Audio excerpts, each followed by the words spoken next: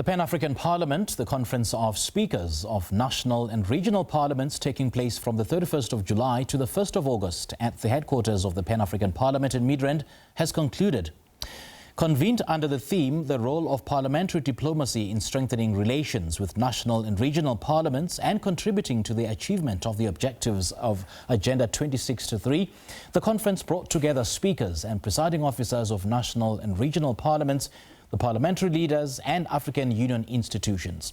To talk to us more about the effectiveness of this body, we're joined by Professor of Politics at the University of Johannesburg, International Relations Expert and Director of Institute for Pan-African Thought and Conversation, Professor Siphamandla Zondi. Prof, a very good evening to you. Thanks for joining us. Welcome. Oh, hi, good evening, and good evening to the viewers as well.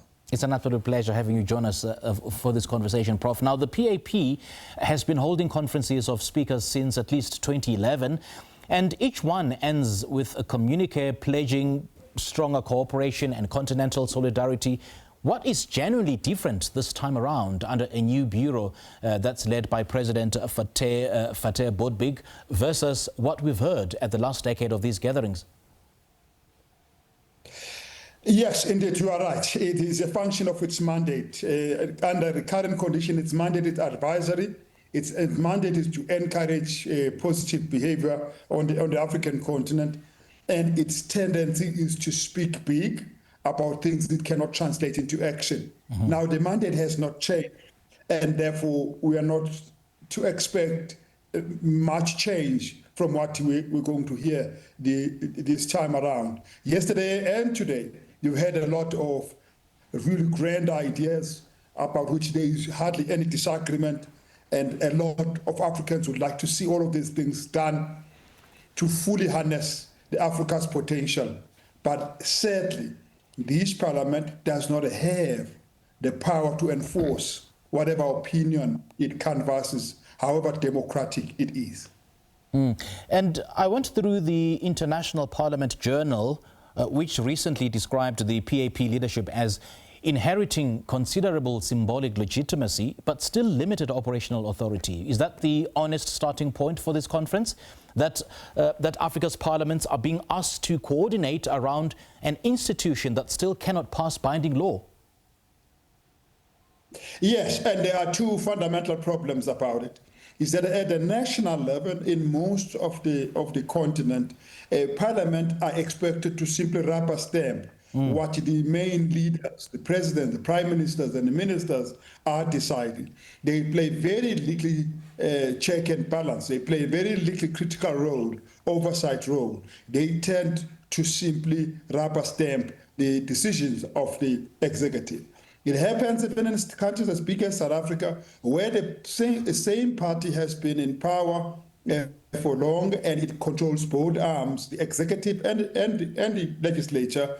Parliaments tend to simply carry out the party decisions rather than the vigilant role it's supposed to do. Now, when they all come together, they become the sum of the whole, the sum total of the whole. If the whole is made up of weak parliament, then you're going to find a continentally weak parliament as well. And Prof, you will agree with me that parliamentary diplomacy by design works through dialogue. It works through consensus, maybe soft persuasion and not necessarily enforcement. So when you strip away the language of strategic dialogue and consultative platforms, what would a genuinely practical, deliverable outcome from this conference actually look like? Can you maybe name one? What this parliament can achieve, the Pan-African Parliament and the Pan-African Parliament Conference of the Speakers of Parliament can achieve, is to renew the consensus we've already had about things that need to be achieved in relation to economic integration, social integration, in relation to managing questions of poverty and ensuring distribution of opportunities. That consensus we've had it as long as one can remember, going back to the 1980s.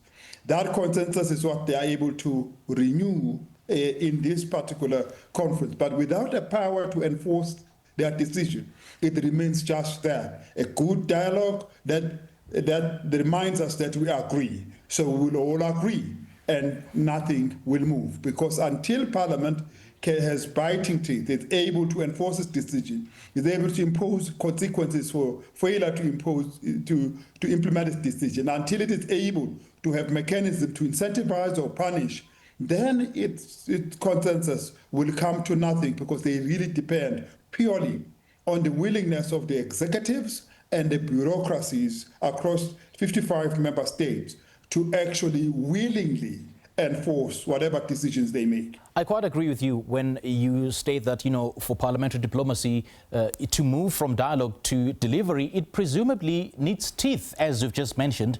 It needs resourcing, it needs ratified protocols, and maybe a mechanism to compel national follow-through. So which of those is actually on the table at this conference and which is being quietly avoided?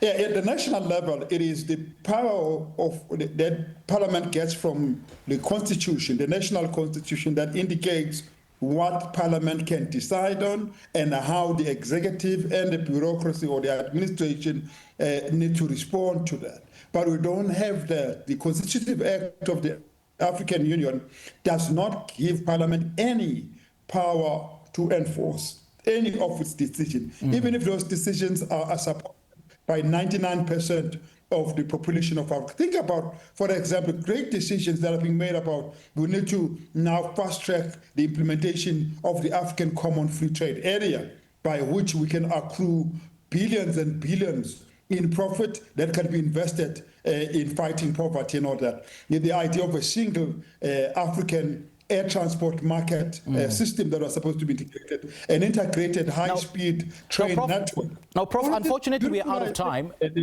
Unfortunately, hi, Professor Zondi. Unfortunately, we are out of time. But just before I let you go, the burning issue, not only in South Africa, but on the African continent, is that of migration. And you've also noted migration challenges are pushing this cooperation agenda.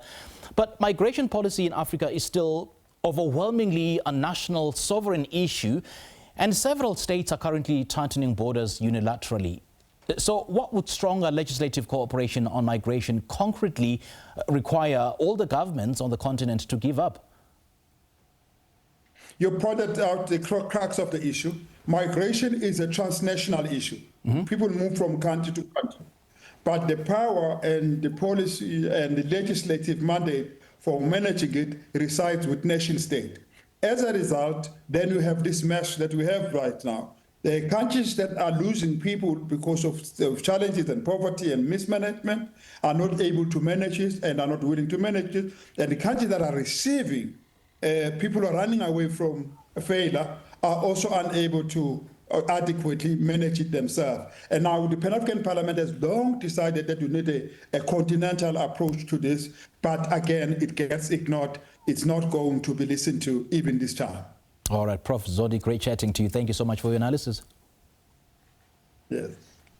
Well, that is a Professor of Politics at the University of Johannesburg, International Relations expert and Director of the Institute for Pan-African Thought and Conversation, Professor Siphamandla Zondi, helping us reflect on the Pan-African Parliament under the auspices of the Conference of Speakers for National and Regional Parliaments, which has just concluded.